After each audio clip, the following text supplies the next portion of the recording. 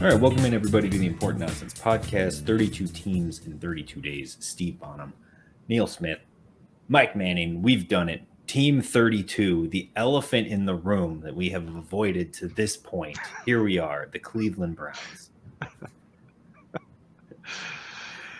Guys, excited for Believe Land today? The stench of the NFL at this point. I mean, look, I can't ask Mike because we already know, like, regardless of off-field situation, he was never going to be excited about Cleveland. It's just, It's not in his nature. Generally speaking, no one is excited about the Cleveland Browns. Even the people of Cleveland they try to make an effort, but even when the team was good, they were more, well, not good, but even when they were doing that Budweiser promotion, they weren't even really concerned about all they wanted was the Budweiser. They were more concerned about that. Yeah, about breaking those locks to get those fridges open at all the bars in the local Cleveland area. If you're not familiar with what I'm talking about, Google it. It's a funny story. We had this discussion when we started setting this all up. We just felt like we already have it where we do the recap show, which for you viewing this on the day it comes out is tomorrow. So, I mean, you'll have the most up-to-date information as it is the next day, even if this happens to be wrong. But why put together a whole show, go through this whole process, and then it's literally all wrong because of the QB situation and all the projections and rankings and everything just get nuked and it doesn't matter and we can just throw out a show. So we waited till the last possible second to get as much information as possible. And as we record this today, it is August 19th. So we literally were just able to do this yesterday. We got the information that we needed. But again, it's only been a week, but if anything is out of date, that's why. Tomorrow, August the 26th. Yes, I can math. That's it. The Friday night, we will be doing the live recap of everything, going back over stuff that has changed since we released the episodes and answering any of your questions as you get ready for draft weekend. So we look forward to that.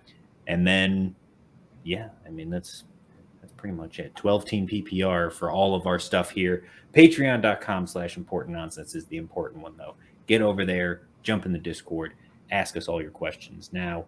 And, yeah, we're looking forward to it. Shut up at importantnonsense.com, equally as important. Yeah, just get Jack's mustache draped all over your body. This is fantastic. We're going to jump into it, though, guys. Here we go. Cleveland from the top. So, of course, the splash move of the season. They got rid of Baker Mayfield after he was disgruntled and said he didn't want to be there anymore. So they trade him to Carolina. They trade for Deshaun Watson, who was dealing with the legal stuff off the field. And then it was going to be a full game or a full season / indefinite. Then it was going to be just 6 games because of the precedent that the NFL set with their broken system. And then they settled on 11 games, and that's where we are. So 11 games he will miss, the first 11 games to be precise. That brings him back week 13 against Houston because, come on, ratings. You got to get that money somehow if you're the NFL. They don't make enough money.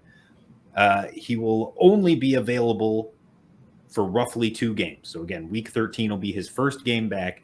It'll be his first full NFL game action in, at that point, almost 2 years. And then he'll have, it'll be more than that, won't it? I can't math right now. Hold on. What is that? His last game was January 3rd, 2020. Yeah, so that was week 17, 2020. So that's over 2 years, almost 3 years. It's... That can't be. It's right. Like 2. Yeah, it's close. It's like 2.5. It's like 2 years and 8 months. 2 2/3. 2 3/4 years, something like that. Yeah, well, it's like, wait. So what happened in the 2020 season? He played the 2020 season. 2021. It's going to be a long time. Yes. Okay. This is so he has long enough that we're having trouble remembering. Yeah, over a full season. So it'll be the full season of 18 games. He missed all of 2021 plus 11 more games. Yes. There we go. There it is. That's what it is. I think it was January 3rd, 2021. I think that's what's throwing me. So yes, it'll be almost 2 full years. But essentially he'll come back for week 13 and then week 14. So 2 regular season games for fantasy football purposes.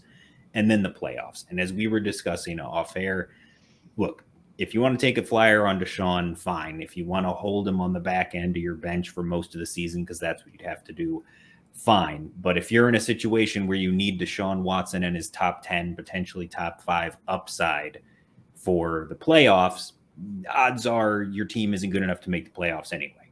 If you're already in that boat, like if you're just rotating or streaming quarterbacks, maybe. But yeah, I mean, odds are he's not something you care about. What we will care about for a majority of this fantasy season is Jacoby Brissett. So that's going to be the talk, I would think, for the majority of this. He's going to get the 11 starts at the beginning of the season in 2021 with Miami. His targets for Waddle were 43, Gesicki 40, Gaskin out of the backfield 26, and Devontae Parker 23. Better big-time throw rate, turnover-worthy play rate, and ADOT than Tua had, but held onto the ball for 0.3 seconds longer than Tua. So it took longer to make his decisions, but made better decisions, basically, when he put the ball in the air. Only one career game with 40-plus rushing yards back in 2016. Cleveland was 7th in rush rate in 2021 with a banged-up Baker Mayfield. Should we expect any different for Brissett? And again, he's much more mobile than people give him credit for. There was a point in time when he was basically coming in as a wildcat quarterback, and they were using him primarily for designed run plays, and that's how he was getting onto the field. So I've got him projected out to play essentially 11 games for the season based on his per game averages for his career, not just what he did in Miami, but what he's done as a starter in every game given the opportunity. I have him as my QB 17 in PPR, which again, it's quarterbacks in PPR, doesn't matter, but quarterback 17 basically in projected points. I have him as QB 23 in my rankings simply because I don't think there's upside there. I think he falls into the solid floor category as opposed to anybody that you're taking a low risk on for a higher reward. Yeah, I have a similar kind of mindset. I have him in my tier 7, which is the we're getting to the dregs is kind of what that is. He's in that tier with Zach Wilson, Jared Goff, Davis Mills. You're not looking at him as a starter, he would be a backup for you or a streaming option or something like that. It really wouldn't surprise me if he goes undrafted in your draft that you're about to go do here in a couple weeks. And just not a lot of upside, to Steve's point with Jacoby Brissett. You kind of know what you're getting. You know, you'll have some level of a floor. He is somewhat mobile.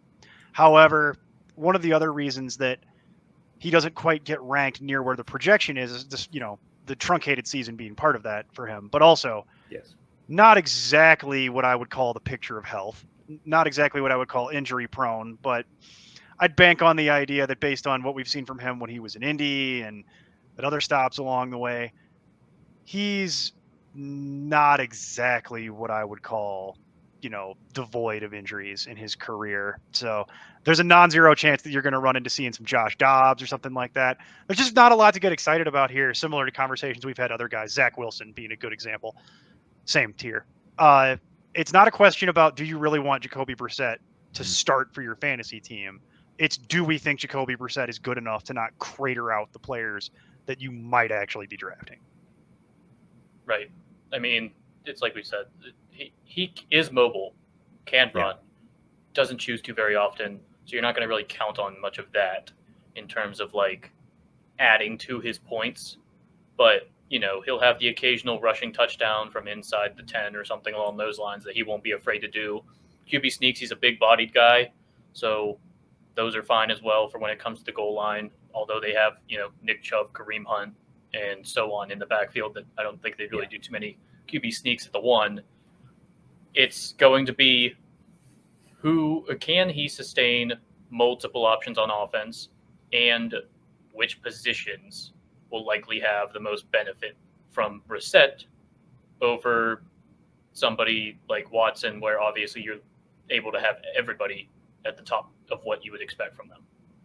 So how much is it, what position hurt? And I do have Brissett a tier higher than you do, Neil, but I would agree in the sense of in your tier 7. I think ours have been closer. I don't know exactly. I don't have your rankings in front of me, but another guy I have in that tier 7 is Mac Jones. And I think it's closer to a Mac Jones type situation where he's going to be a decent NFL quarterback and do everything that they need him to do in Cleveland, as opposed to Zach Wilson, who I think is just outright terrible. No, I understand. I understand. From a fantasy and an NFL perspective. The only difference is I have Mac Jones at the very end, the last player in tier 6. Mm-hmm. And that's the only difference because I believe in Mac Jones. Literally the other guys I have in there are like Matt Ryan and Davis Mills. Like they'll be fine. Yeah. They'll be fine. But just from a fantasy perspective, I just don't want to start them or have to rely on them ever. We agree on the majority of that. Yeah. And I think you said it perfectly at the very beginning of your breakdown of it. And for me, it's that on a points per game basis, Jacoby Brissett, QB 17, he's a streamable option, especially during the buys and, matchup dependent clearly. But, depending on what you're doing as a QB2, he'll be fine during that stretch of the season. But as your starter, like you already know, once you get to week 13, his season's over.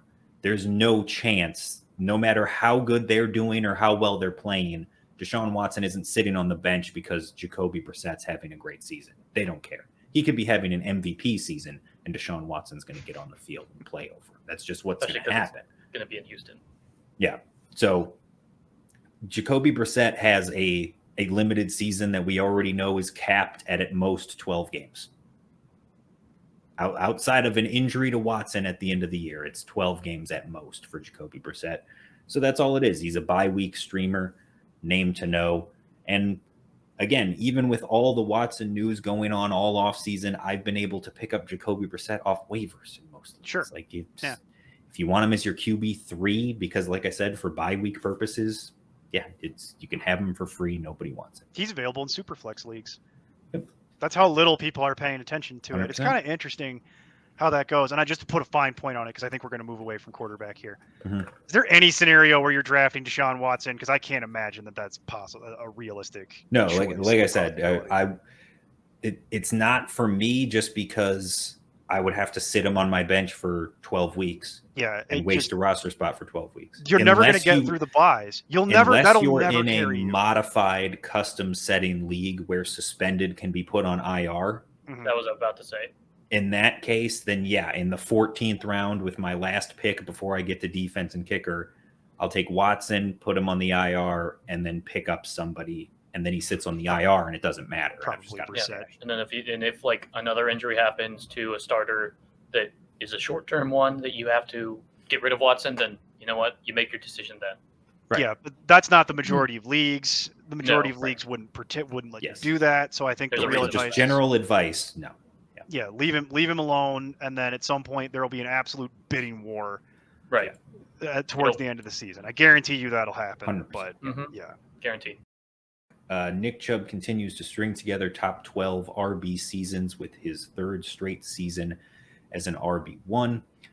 Weeks 1 through 5 last year, Chubb had 95 touches to Kareem Hunt's 72. Since 2020, Hunt's first full season in Cleveland, Chubb has played in 26 games and hit 65% of snaps twice.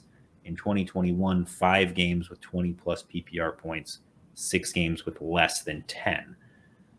Meanwhile, Kareem Hunt actually outscored Chubb through the first 6 weeks of the season until leaving week 6 with an injury that cost him 9 of the final 11 games of the season.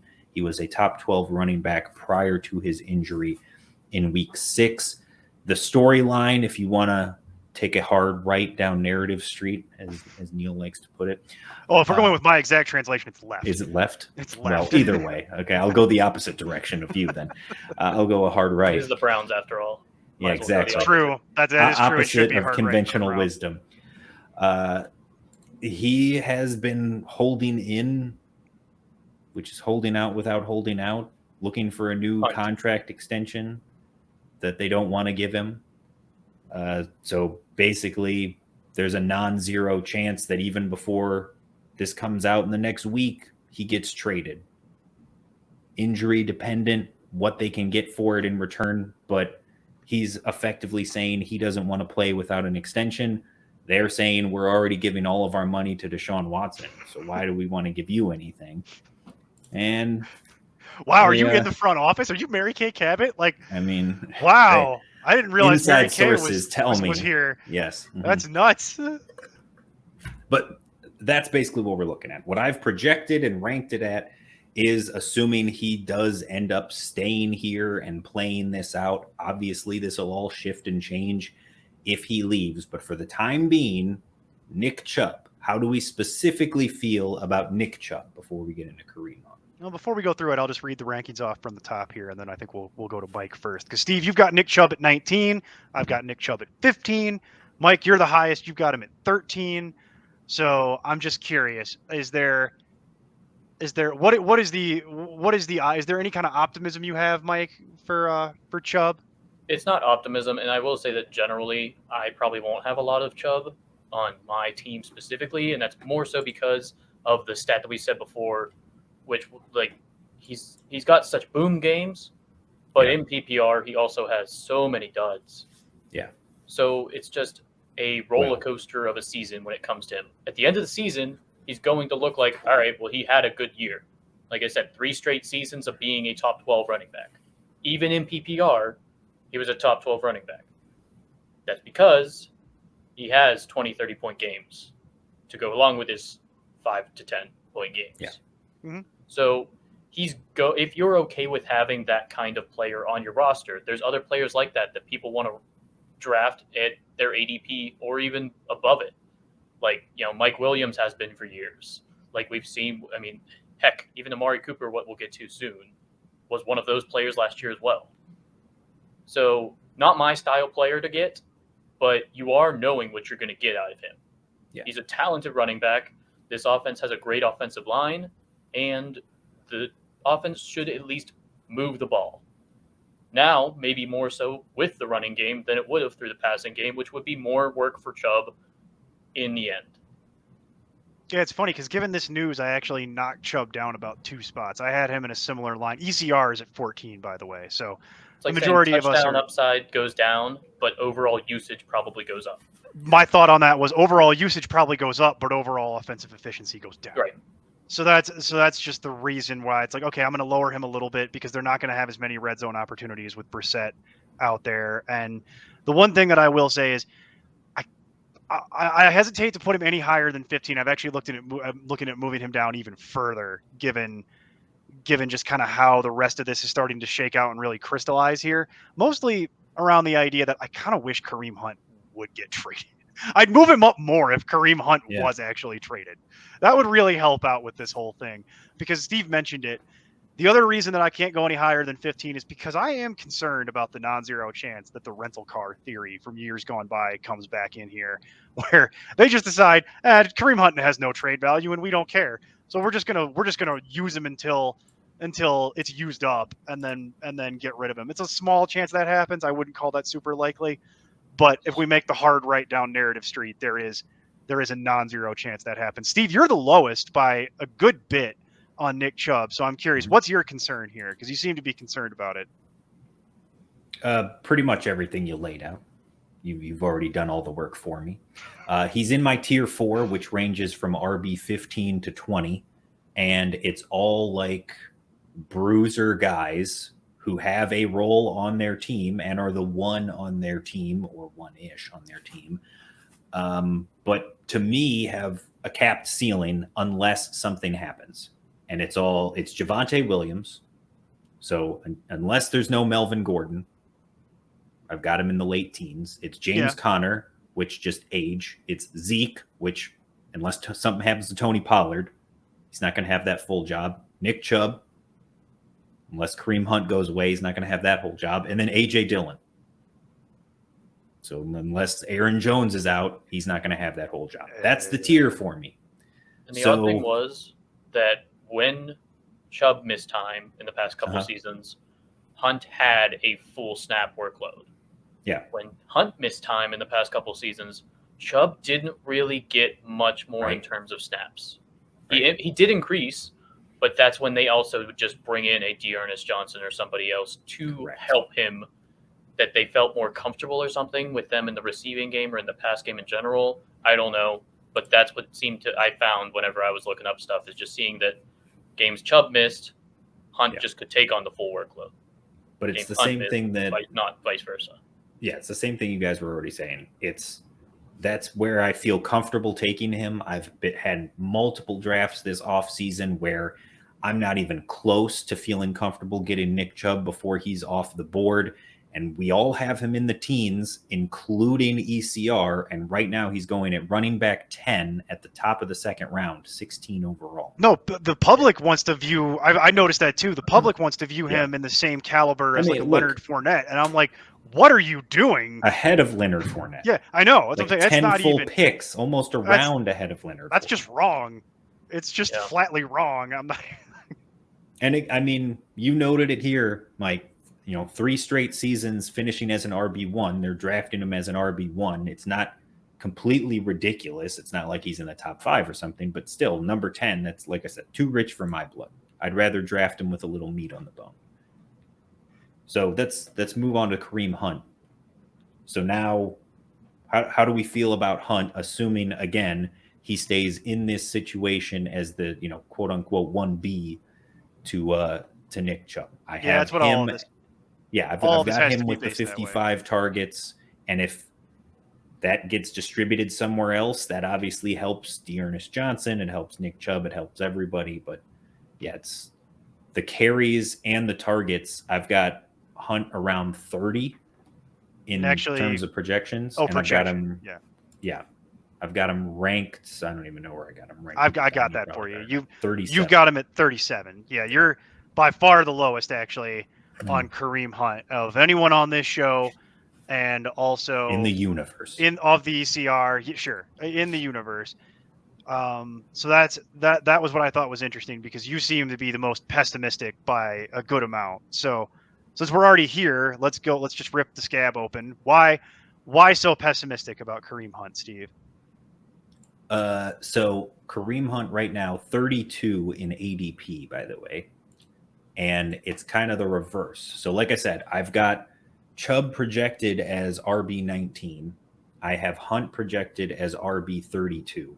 And I have Chubb right in line with his projection, but Hunt I'm a little lower because, again, the clearest path for him to have big numbers would be no Nick Chubb. Then there's the uncertainty of, is it even with this team? What does that look like if he lands somewhere else? How quickly does he adapt? And then the guys I have ahead of him are just, again, it's just he's in the same tier with other handcuffs.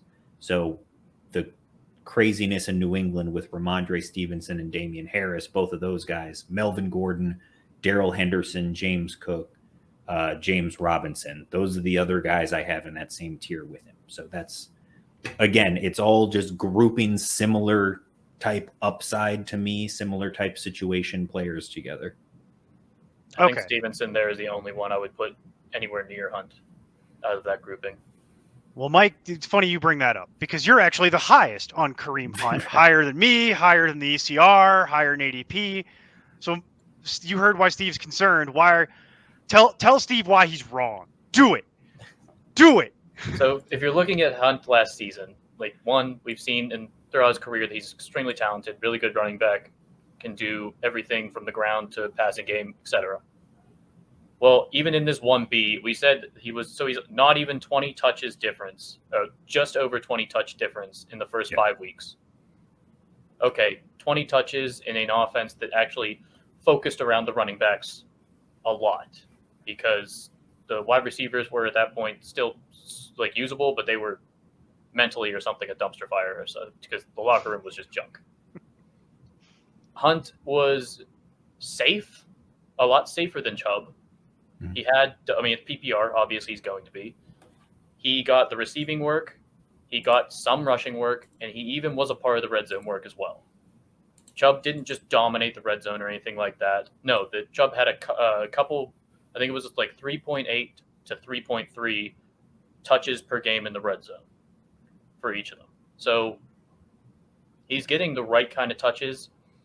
And Last season, he showed, like we said, top 12 running back before he left with injury. I don't see any differently. And with the snap count we just said before about if Chubb goes down, Hunt gets a full workload. That's the other upside there too. I just think that he's of the range that he starts to get to for his ADP. You can start him on a weekly basis with or without Chubb being in the lineup. Doesn't matter, and you can know what you're supposed to expect. Like, you're going to have games, obviously, where he just doesn't do a whole lot. He'll have single-digit games, even in PPR.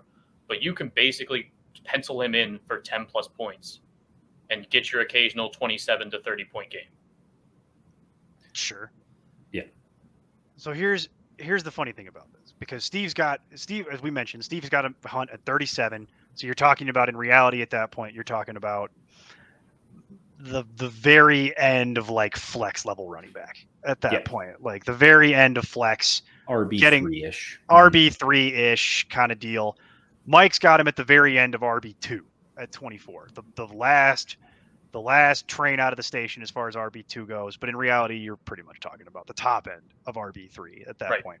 And I've got him at 29. And it's funny because if you look at the tiers on how the tiers work, if you go by expert consensus, they just lump all these guys into tier 7. The tier 7 is insane at running back because it's almost like this is where people just don't know what to do. They're just like, okay, just throw it all in here. And for me, I chunked it out a little bit differently. So I've got a smaller tier 5, and my tier 6 is only 4 players. It's Kareem Hunt, it's Antonio Gibson, it's Cordarrelle Patterson, and it's Damian Harris. Notice a theme? They all possess a certain amount of upside for me that is a little bit above the rank and file of what the tier 7 would be, which is Devin Singletary, Melvin Gordon, Miles Sanders, Rashad Penny, Ramondre Stevenson. Those are guys that are going to have to work hard and probably have something go their way to really get into, like, they could be a real usable RB2 for you. The 4 guys in front of that, Hunt, Gibson, Patterson, and Harris, I mean, most of those guys are already there, or they're one little thing away from being a set it and forget it, type of RB2. So I chunked them out very specifically in that way. So yeah, I'm a little higher than Hunt's ADP because I'm not really afraid of some of the things that we've talked about here on Narrative Street. But as far as real, actual analysis, it's all comes down to how the tiers are going to work for you, the person listening to this. What is your risk tolerance? How do you feel? What is messed up about this is Kareem Hunt is probably the most divisive player we've talked about in 31 and a half shows. We don't have that much spread between the three of us typically, but in this case, we're in 3 different tiers. Almost. It's a big disparity here. And it all comes down, I think, to honest to God, it comes down to what your level of risk tolerance is. If you're going to do this with your khaki pants, take Steve's ranking. Don't go anywhere near Kareem Hunt. Stay away. He listed it off very flatly for you. There are a lot of problems that could be on the horizon here, including him getting traded, which you don't like to hear that because then he's going to get traded to the Texans and be just completely useless. You know it's going to happen. The die has been cast. Like I said, too, like it's always tiers with me. So he's in my tier 7, which is 31 to 38. Now he happens to be on the back end of that, but if you wanted to take him at 31, I'm not going to argue with it. The problem which is, by the way, about his ADP. Yeah, his ADP is 32, and generally speaking, this summer in the leagues that I've been in, he's going around where Mike has him ranked. Yeah. Like most of the people that I've drafted against are in love with the idea of Kareem Hunt. And I won't go there. Never makes it to 32. So I won't go there. I won't go. He has to in some leagues, apparently, because his ADP wouldn't be that low if he was always going at 24. But I'm just not in those leagues, I guess. Yeah, no, I agree. There's got to be leagues out there where people don't like Kareem Hunt, but I've had a similar experience on every mock I've done and for every league that we've actually played. There's always one Kareem Hunt truther that wants to deal with it. And I just won't go, like, I view him as like a low-end RB3 type of deal. Steve, you're probably even lower on the low-end RB3. I think, Mike, you're the one who is the biggest believer, so to speak. But yeah, we're beating a dead horse at this point. We are. Move on. I think it's worth noting we would all agree Dearness Johnson is the name to know, right? Yeah. Behind yeah.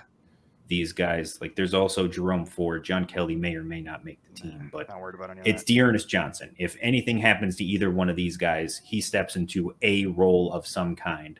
certainly a deep league or dynasty league name to know, especially in my mind. I would want to get as much cheap Dearness Johnson as I can right now if Kareem Hunt gets traded, because then all of a sudden he's the handcuff to Nick Chubb. And then and possibly the receiving down back. Right. I mean, then it gets real interesting because in limited opportunity, we've seen he's been a top 20 guy. So, I mean, no, and they've proven they're not afraid to give him the rock, so to speak. Name to know. If your name wasn't Nick Chubb in that backfield, they were okay with giving you a full workload. 100%.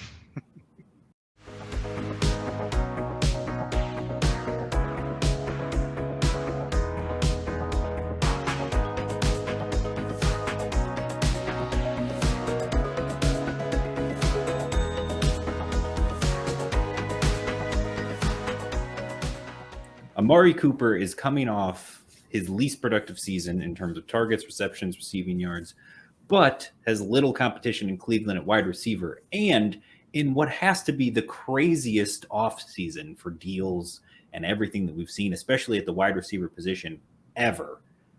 Look, they made a ton of questionable decisions this offseason, but the deal they made at the very beginning of all of this with Dallas to get Amari Cooper for what, like a 6th round pick, easily the biggest steal of the entire offseason. Like they got in right before the whole wide receiver market got reset by that Christian Kirk deal. And so this Amari Cooper deal ages like a fine wine. It's amazing how well that worked out for them. 38.9 PPR points in week 1, only 2 games with 16 plus PPR points the rest of the season. So, oh God, you calling him the new Sammy Watkins? That feels mean. Yeah, right? I mean, I'm just pointing out facts. Mean. You guys, you're just putting it on the paper. I guess I'm connecting the dots. Yeah. 11.6 PPR points per game from weeks 2 to 17, just ahead of Kendrick Bourne and Devontae Parker. Has played 14 plus games every year of his career, 5 plus receiving touchdowns every year, 100 plus targets every year, but one he should hit that number pretty easy this season. The question was for him specifically with Amari Cooper, who the hell is his quarterback and what is the connection going to be? Because, man, just the roller coaster of emotions this was, trying to sort out what to do with Amari Cooper all summer long. Initially projected with a full season of Deshaun Watson, I had Amari Cooper in the top 20 because he has no competition for targets. So he was going to end up as a top 20 wide receiver on pure volume, receptions, touchdowns alone. Then when you switch it to Jacoby Brissett for an entire season, he ends up outside the top 40. And because lack of touchdowns, lack of yards, even with the targets, lack of accuracy. So just everything changes so wildly. It ends up, because it's a majority Jacoby Brissett at wide receiver 33 in my actual projections. I have him ranked at 34, which it's my tier 6, which is wide receivers 31 to 45, which is basically the who the hell knows tier of wide receiver. So for me, it's a complete and total crapshoot. If you can get him at a decent value, maybe, but again, we're all still trying to adjust to this news. Right now, Amari Cooper is going at wide receiver 23. It's never going to happen. It's not going to happen for me. I initially had him at 24 when we were thinking it was, and I was like, I feel pretty good about that. 25, 26 at the start of the summer. Top of wide receiver 3. And then now I had to move him all the way down to 31. And that was based on yesterday's information. He may come down a couple more spots the closer we get to the actual kickoff here in the next week or two, because the guys he's going around now are your Elijah Moores, your Adam Thielens, your Devonta Smiths, your Robert Woodses.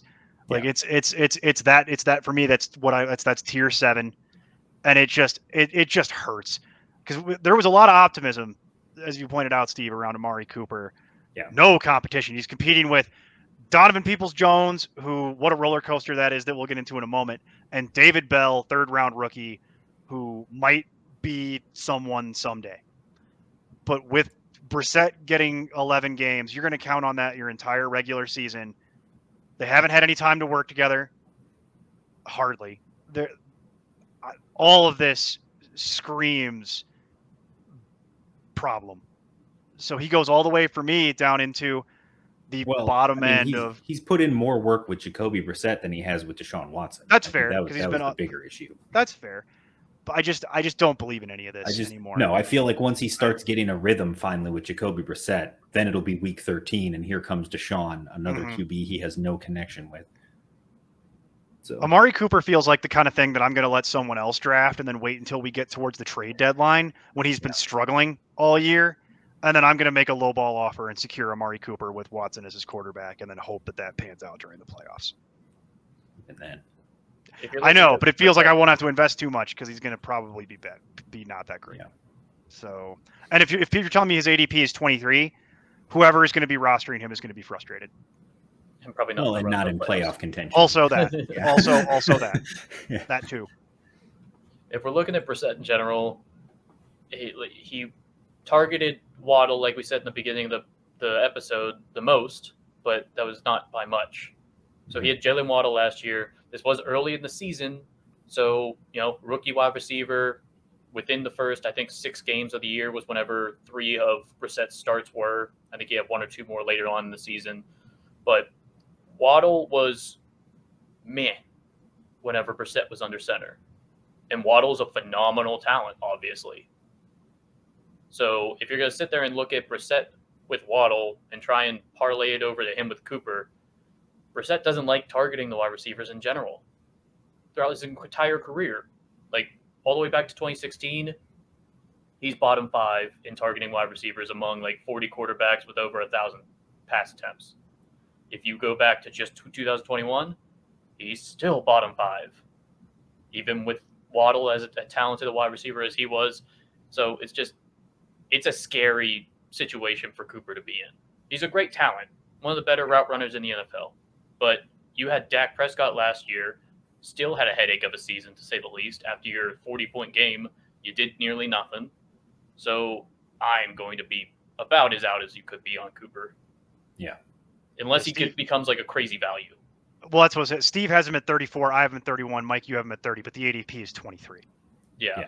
And so like you said, I'm probably, once I did all this research and stuff, I'm probably moving him even farther down. Yeah, that's what I've been looking at too. I don't know if 31 is actually low enough. Yeah. Because if you're saying the guys that you were talking about for even ADP-wise, similar to him. So, like, maybe Gabriel Davis is a little bit, I think he's higher. I have him ranked around him. I'm going to move him above him. Adam Thielen, he's looking good apparently in camp, so he seems healthy. Touchdown machine on a good offense that's expected to pass the ball more. And his quarterback's Kirk Cousins. They have a great rapport. We know it. So the only thing you're looking at there with that is just age. DeVonta Smith will be kind of close. I don't know. That's a tough one to go. No, that's scary. That's also scary for different reasons as we went through in the Eagles show. So overall, Cooper's, I mean, you thought Hunt was risk averse? No, Cooper is risk averse. Yeah. Well, you want to talk, we were talking about who are the biggest losers and winners from all of this situation. We haven't really gotten to any of the winners yet. That'll be later in the show. But if you want to talk about, for me, who's the biggest loser of all of this, Amari Cooper by far is the biggest loser. Not close. Yeah. It's not really an apples to apples comparison, but the way I'm essentially looking at this is Brandon Cooks is kind of the comparison I'm making here. If you want to put a glass half full on it for Amari Cooper, is Cooks was essentially going from a situation where he was one of 3 guys in LA going over to Houston, suddenly being the guy, where Will Fuller was there that first season, but was doing his own stuff. But even then was getting volume, was involved in the offense. And now this last year was the only guy and was just a target monster. And out of nowhere was a wide receiver 2 for most of the season. Amari Cooper was dealing with CeeDee Lamb, Michael Gallup for most of the year, Dalton Schultz. Like, there were so many options. He was on a better offense, but there were so many talented options. There's not really the same level of competition in Cleveland. He should dominate and be the number 1 target receiver here. Like, he should have the massive target share compared to everyone else. So just by pure volume, he could accidentally finish as a top end wide receiver 3, back end wide receiver 2. Yeah, that's a solid comparison. Yeah, but that's what you're hanging your hat on as a best exactly. case That's your glass half full. So if but his like ADP I said, is at 23, your best case scenario is where he's being drafted right now. So it's still way too high. We will just group everybody else into the other category at wide receiver. That is fair. DPJ, you mentioned the 3rd round pick, David Bell, and then everyone behind it just does not even matter at all. Do you want to take a flyer on any of these guys? I was semi-interested in DPJ and David Bell when it was Watson, not with Jacoby Brissett. I want Bell late in your dynasty draft. But there you go. I was going to say David Bell in dynasty, good name to know if you're looking for something with some upside long term. David Bell. Even DPJ is an interesting dynasty flyer because the rostership going into next season, he's a vet that's probably not going to cost you a lot to acquire. You may be able to just pick him up and stash him, and he's still young enough and had that connection with Watson all offseason that could be something down the road. I'd be fine with it. The only thing I'll say about redraft then is I would know who they are for the end of the year when the waiver wire bidding war inevitably goes on for this, because it's going to happen when Watson comes back. There's going to be articles written about time to pick up DPJ and David Bell. And hey, maybe there's some validity to that, but we're so far away from that conversation. Talk to me in 10, 11 weeks. David Njoku has not lived up to his 1st round pedigree up to this point. He'll finally have the opportunity as the tight end 1 in Cleveland. He was going to be the tight end 1 so many times, and then they just kept adding people to kind of replace him. But he is finally the man he's finally the man standing alone. I think it's hilarious that they spent 4 years with him not doing anything. And then waited to the end to sign him to a big deal. Yeah, and then all of a sudden franchise tag, and now here he is. Well, I guess we have to make him the starter at this point. Well, yeah, you could have had him on a cheap deal and seen what you had. You had him Cleveland on a cheap deal. being Cleveland. Yeah, it's the reverse of a 6th round pick for Amari Cooper. It's a terrible Cleveland move. This feels more natural, more at home. In Brissett's career, he has targeted tight ends 26.1% of the time, 4th highest rate among 40 QBs with a minimum of 1,000 pass attempts since 2016. And in 2021, he was 4th among 33 QBs in tight end target rate. People forget that Deshaun Watson also heavily favored the tight end in the Houston offense, even when it was just like Jordan Akins. I was just going to say, Jordan Akins. Yep. So Yep. It's never been anybody good at the tight end position in Houston, and yet he still was favoring them, especially in the red zone.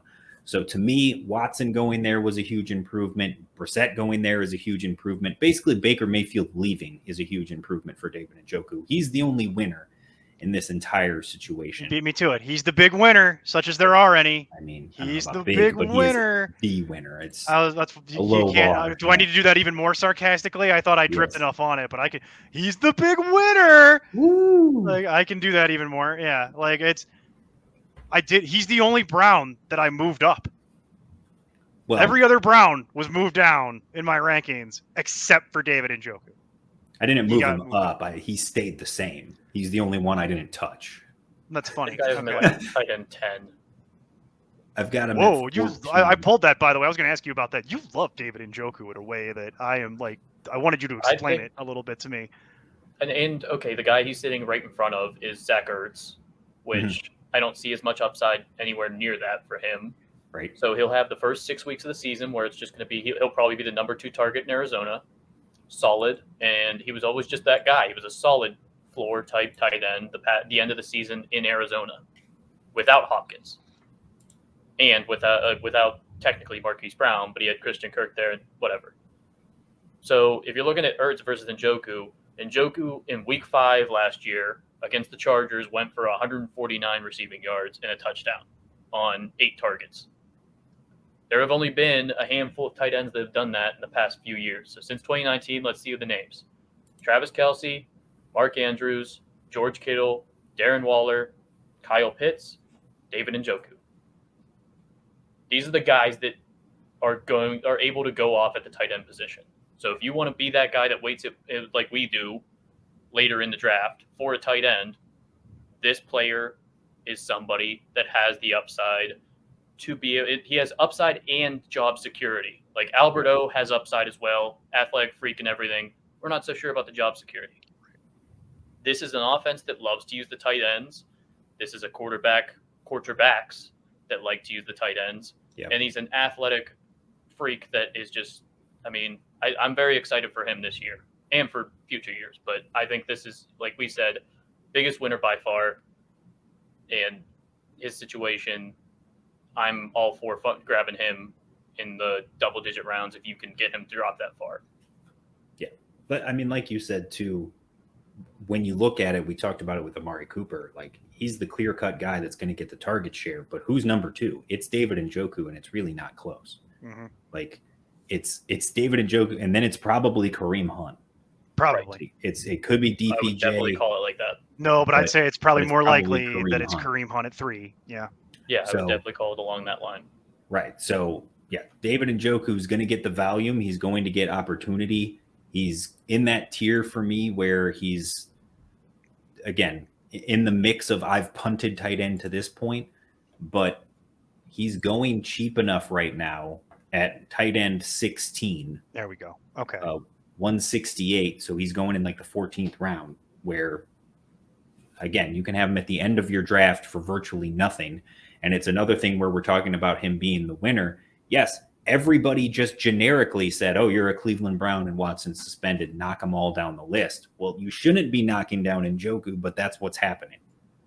So he's moved. He was already too low, and then they've moved him down further after all of this news. So to me, he's just a screaming value. He's another one of these guys where I can take 2 dart throws. He's one of the 2 dart throws I can make and feel pretty good about it being upside. Well, then we all agree. The only one who is the most bullish on that is Mike. Steve, you and I are in about the same neighborhood, and the ECR hasn't caught up yet. I refuse to accept. He's at like 21 in the ECR, but this information just came out yesterday. Yeah. So I based on what I'm reading, there's no way that's going to adjust quickly enough, given how slow the ECR can be to retarget as people all have to update their rankings and publish them. I don't believe that. So when you said ADP of 16 currently, tight end 16, I should say. Yeah. That sounds about right for me. Sounds about right. You're getting a little bit of meat on the bone. Yeah. At that point, you're getting a nice little value out of that, and I like it. I like that 14th round ADP because what if we are wrong and this whole thing just goes cake in the rain? I don't care. He was my last skill position player. I'll cut him. Doesn't matter.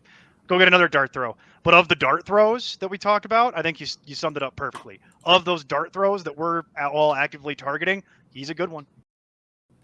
Cade York, I do not want. Not interested in whatsoever. You can find a better kicker. Defense, however, I am slightly intrigued by. I've got them ranked number 7 in my projections simply because, again, they can rush the passer really well. They can take the ball away. And I think, especially with this news, I mean, they're going to try to run the ball, grind out the clock, and just try to beat you in a low-scoring game because they know their offense is not going to be able to do it. They're going to have a fairly weak schedule this season outside of playing the Bengals twice. Outside of the division schedule. Baltimore twice. So, but everything else should be not overly difficult. I think they're a solid streaming option, and they're somebody going outside of the top 15 right now in ADP. So you can have them for free at the end of your draft. You can have them picked up off waivers. I think they're just an interesting team to remember when you're leaving your draft room. But that's it. We made it all the way through Cleveland, all the way through all the teams, boys. 32 teams complete. Done. Been a blast. It's been a lot of fun.